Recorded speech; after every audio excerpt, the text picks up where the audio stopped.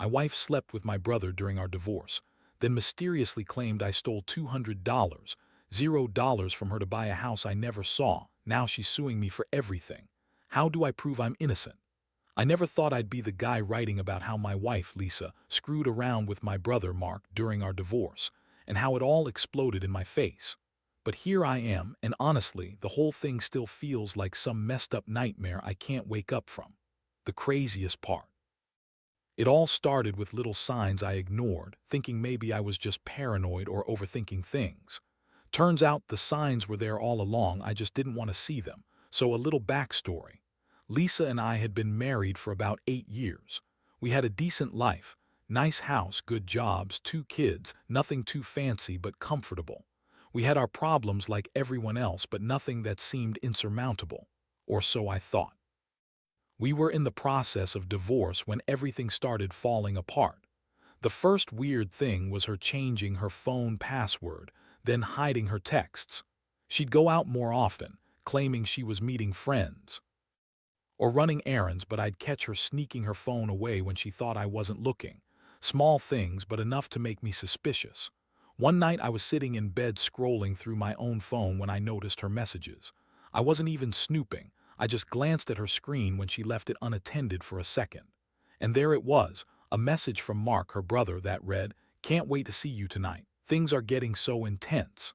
My stomach dropped. I scrolled further.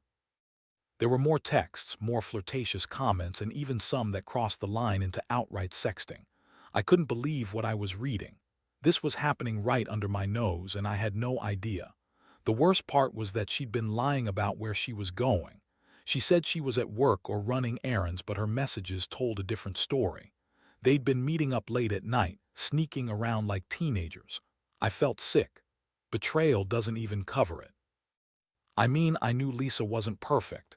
She could be bitchy, manipulative, and pretty good at hiding things.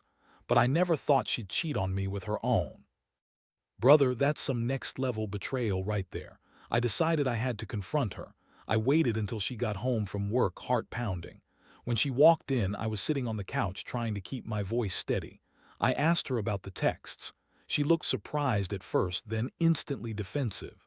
"What are you talking about? You're crazy," she snapped, trying to brush me off. I pressed her harder. She finally broke down and said it was just a fling, nothing serious, and that it was over now, but I knew better. I could see the guilt in her eyes, the way she looked away when I mentioned Mark. That's when I realized this wasn't just some one-time thing. It was ongoing. The shock hit me like a punch to the gut. I felt rage, heartbreak, and a deep sense of betrayal all at once.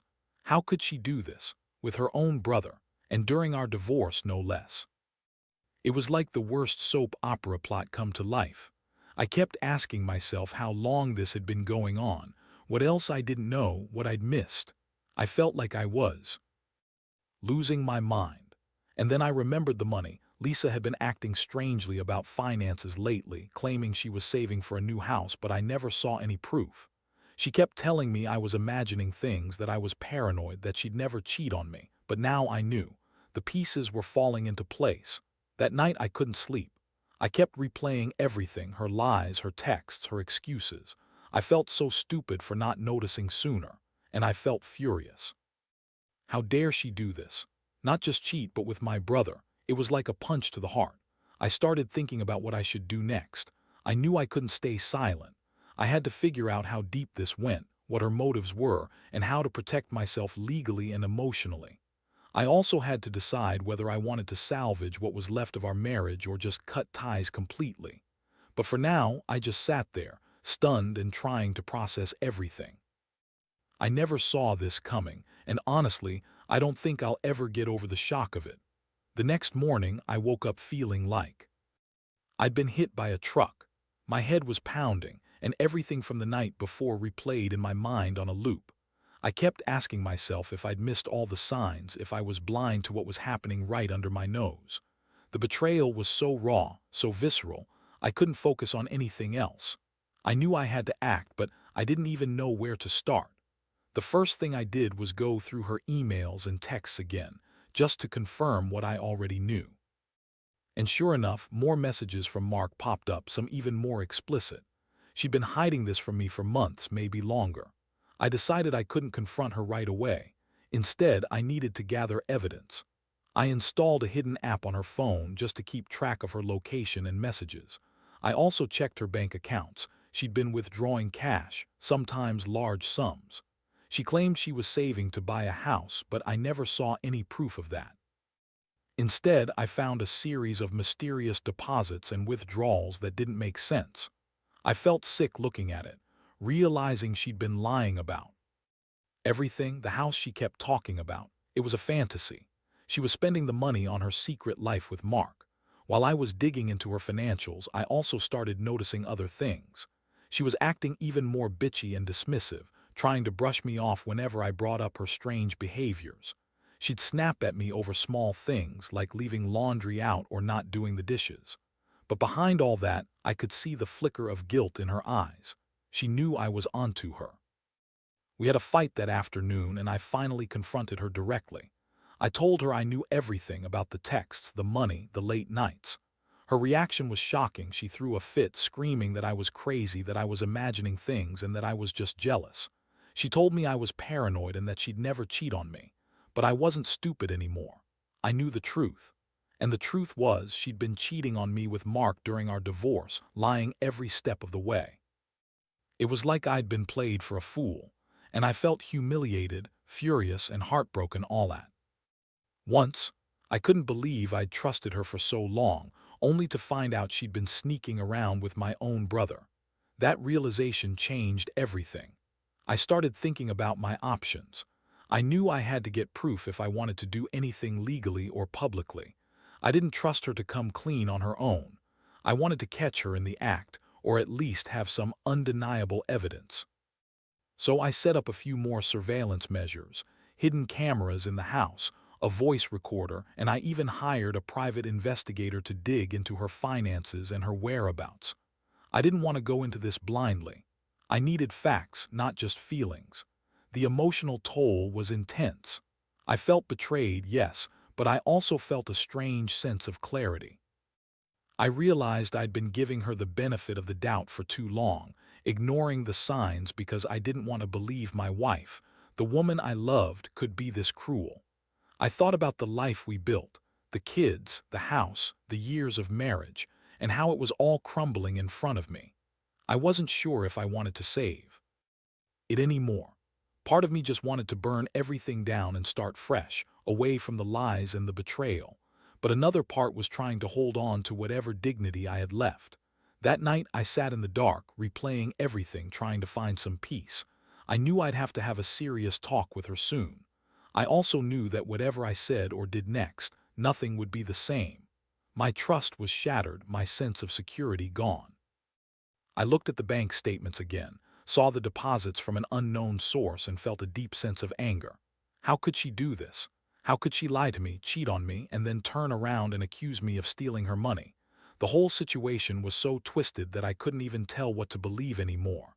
All I knew was I couldn't keep pretending everything was fine. Things had changed forever, and I had to figure out what my next move was. The days that followed were a whirlwind. I was caught between shock, rage, and a strange numbness that settled over me. Every time I thought about Lisa and her lies, I felt like I was suffocating. I couldn't believe I'd trusted her for so long, especially with my brother Mark. The thought of them sneaking around behind my back, especially during our divorce, made me want to scream. But I knew I had to stay calm, gather more evidence, and figure out what my actual next steps were. I couldn't just lash out blindly, even if every fiber of my being wanted to. One afternoon, I decided to talk to my lawyer. I explained everything, her texts, the money, her affair with Mark. I knew I needed legal advice, especially since she was now suing me for some supposed theft of $200, $0. She claimed I stole the money to buy a house I'd never seen, which was completely false. I had no idea where she was getting that idea from, but I knew I had to prove my innocence if I wanted to keep what was mine. I also needed to understand my rights because I had a feeling she was planning something bigger, probably trying to take everything I had. My lawyer listened carefully, then told me I needed to start documenting every financial transaction, every interaction, and gather all the evidence I could, texts, emails, bank statements, anything that could prove my innocence. She also suggested I consider a forensic accountant to trace the money trail. I agreed immediately. I was already doing that on my own, but having a professional look into it would give me more leverage. Meanwhile, Lisa's behavior got even more hostile. She started accusing me of all kinds of stuff, saying I was an unfaithful husband, that I'd been cheating myself, that I was a liar. She'd scream at me over small things, trying to provoke me, and I could see her desperation. She knew I was onto her and she was trying to turn things around, make me look like the bad guy. But I wasn't falling for it. I knew her game. She was trying to spin the story to her favor, probably to get the judge to see her as the victim. One night, I caught her again sneaking her phone out of her purse when she thought I wasn't looking. I decided I'd had enough of her lies. I took her phone and found even more incriminating messages, more flirtatious texts, even some suggestive photos. She'd been hiding a whole other side of herself, and it made me sick. I felt betrayed all over again. How could she do this? How could she lie about everything, turn our life into some twisted game? That weekend, I started putting my plan into motion. I hired the private investigator I'd been talking to. His job was to follow her, find out where she was going, and get proof of her relationship with Mark. I also set up hidden cameras around the house, just in case she decided to do something drastic. I didn't want to be caught off guard. I knew she was manipulative and dangerous when cornered. During this time, I also reached out to a few close friends for support. I didn't want to go through this alone. I told them what was happening, and surprisingly, a lot of them told me I deserved better, that I shouldn't let her walk all over me. That helped, but deep down, I still felt lost. I kept asking myself how I'd gotten to this point, how I let someone I loved betray me so completely. The feeling of betrayal was overwhelming, and I kept wondering if I'd ever trust again. The most shocking thing, though, was when Lisa accused me of stealing the money. She claimed I'd taken it all, that I was the one cheating and lying. I found bank statements showing deposits from unknown sources, money I had no control over, and I knew she was lying. I was furious. I wanted to prove her wrong, not just for me but for my reputation. I couldn't let her destroy everything I'd built over a lie. I decided I had to confront her again, but this time with more evidence. I sat her down and laid everything out: the texts, the bank statements, the hidden camera footage. Her reaction was a mix of anger, denial, and outright lies. She accused me of being paranoid, of trying to ruin her, of turning her into the villain. But I knew the truth. I saw her desperation, her guilt, and her lies all at once. I realized I couldn't keep pretending everything was okay. Things had gone too far. I had to decide if I was going to fight for my reputation, my money, my dignity, or just walk away and start over. The confrontation with Lisa that night was one of the most intense moments of my life. I laid out everything I had collected: her secret texts, the bank statements with the unexplained deposits, the footage from the hidden cameras. She sat across from me, her face flushed with anger, trying to deny everything. Her words were rapid, defensive, and full of lies. She insisted she was innocent, that I was crazy, and that I was just jealous because I couldn't handle losing her. She screamed at me, calling me a terrible husband, a liar, and a thief. Her voice echoed through the house, but I felt numb. I knew better. I had seen too much. I had the evidence.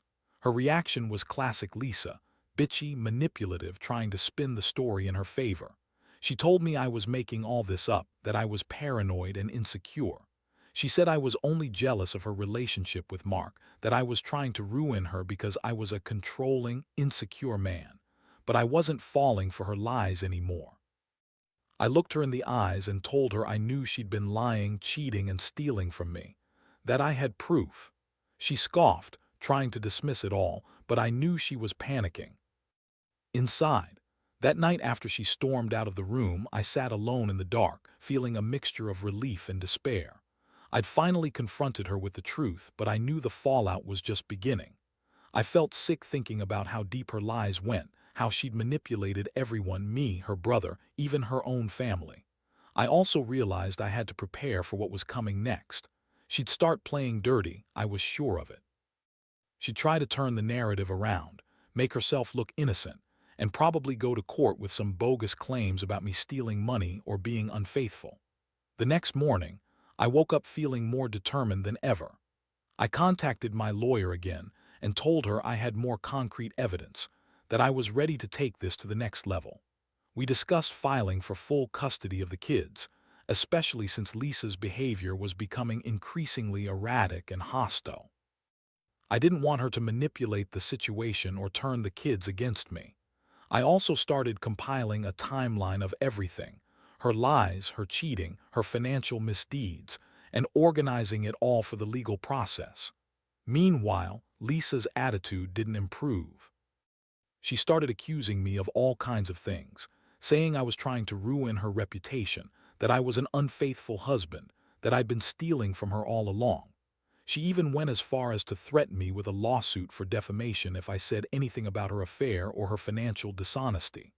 That's when I realized she was trying to intimidate me, to silence me before I could get the truth out. But I refused to back down. I had too much on my side now, and I was tired of her lies. I also hired the private investigator to dig deeper into her activities with Mark. His reports confirmed what I already suspected. She and Mark had been sneaking around for months, meeting at secret locations and even spending nights together. The investigator had photos, video footage, and witness testimony.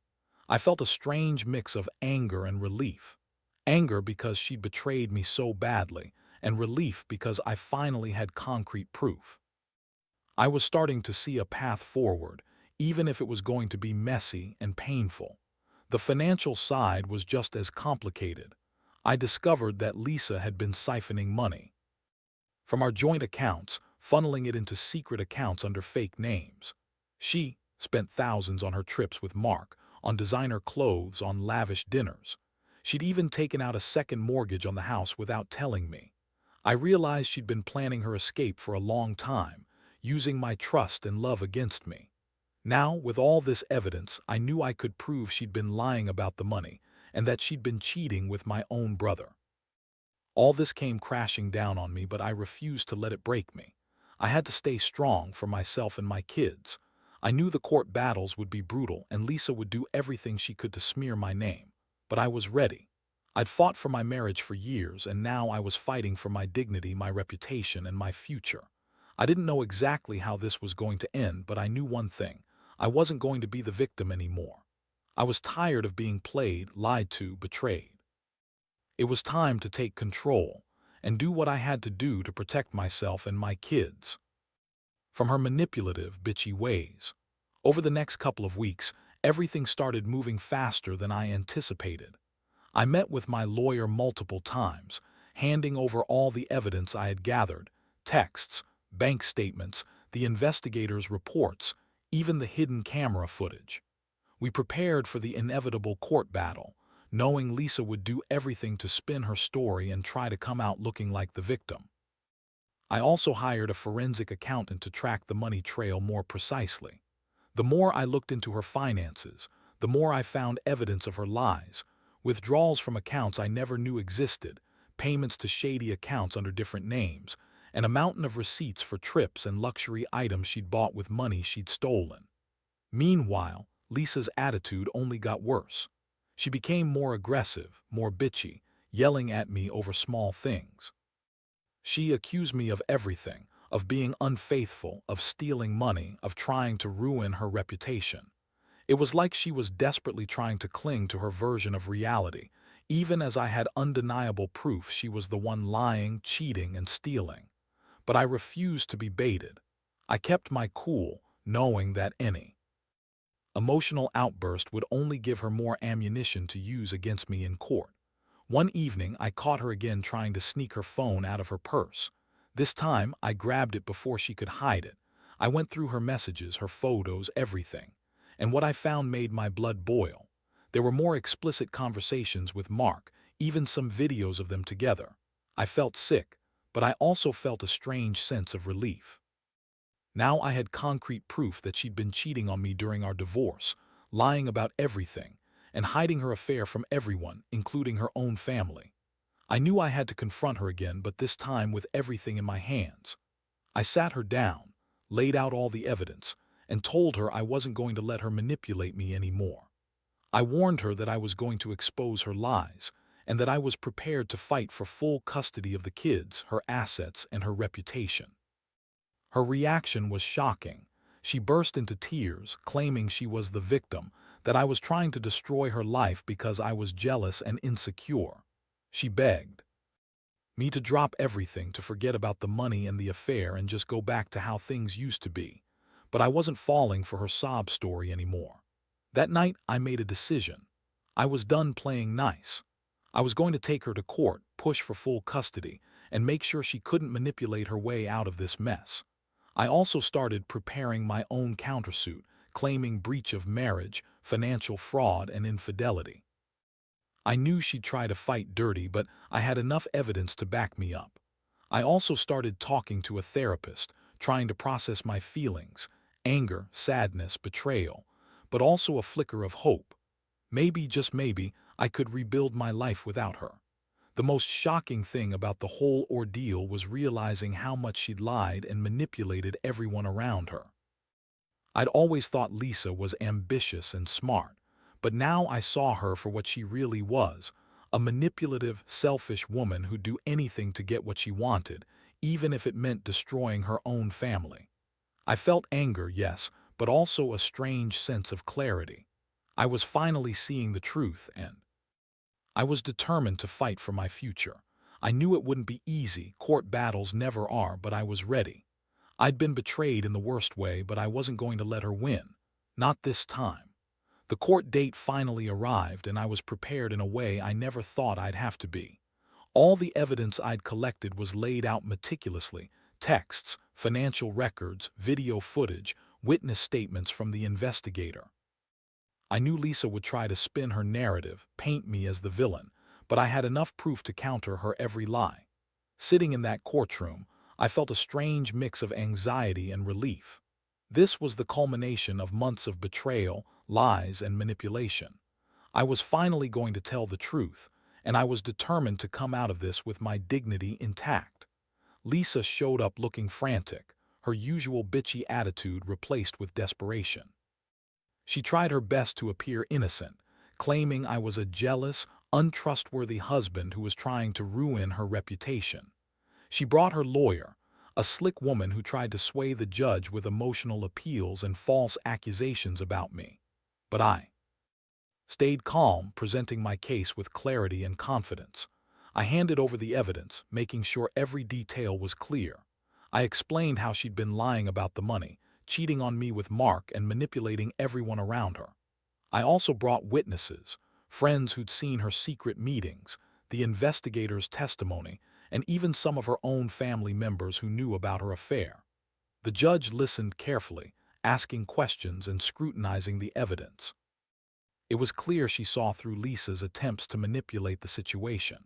When I finished, Lisa's lawyer tried to challenge my credibility, but I had enough proof to discredit her claims.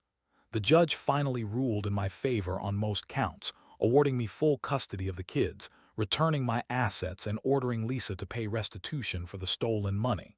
It was a huge relief, but also a bittersweet victory. I knew the damage was done, and I'd never get back the years of trust we lost. Lisa's reaction was bitter and angry. She shouted and screamed, trying to argue her way out of it, but it was too late. The judge had seen through her lies. As she was leaving the courtroom, I caught her glaring at me with pure hatred. I felt a strange sense of closure, like I'd finally taken back control of my life. The betrayal had cut deep, but I was determined not to let it define me. In the weeks that followed, I focused on rebuilding. I moved out of the house, started therapy, and worked on getting my life back on track. The kids are with me most of the time now, and I'm doing everything I can to give them stability and love. I've cut all ties with Lisa and her family. They're not worth the trouble. I learned a lot from this ordeal, especially about trust, honesty, and how far some people will go for their own selfish gain. I also learned that sometimes the only way to truly move on is to confront the truth head-on, no matter how painful it might be. Looking back, I wish I'd seen the signs earlier, but I also realized that some betrayals are so deep, they can't be prevented. You just have to deal with the fallout, gather your strength and fight for what's right. For anyone out there going through something similar, trust your instincts, document everything, and don't be afraid to stand up for yourself. The truth might hurt, but eventually it sets you free. I'm still healing, still rebuilding, but I know one thing for sure. I'm finally free from her lies and I'm ready to start fresh.